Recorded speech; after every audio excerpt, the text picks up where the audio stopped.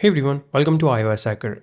If you want your Apple Music to sound better with more bass, clearer vocals, or a balanced tone, this video will show you how to change EQ settings on your iPhone. For this, unlock your iPhone and open the Settings app.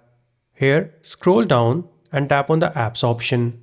Then, from the next screen, find and tap on Music. Under the Audio section, tap on the EQ option. Now, select the EQ preset that fits your listening style.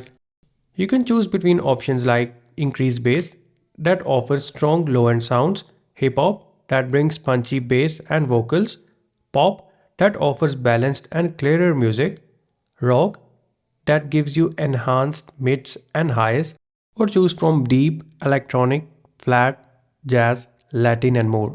As soon as you tap on an option, your selection is saved automatically.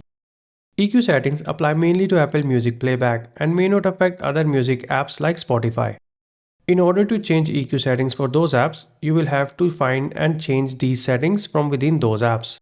If music sounds distorted or too loud after changing EQ settings, try switching EQ off for a more natural sound.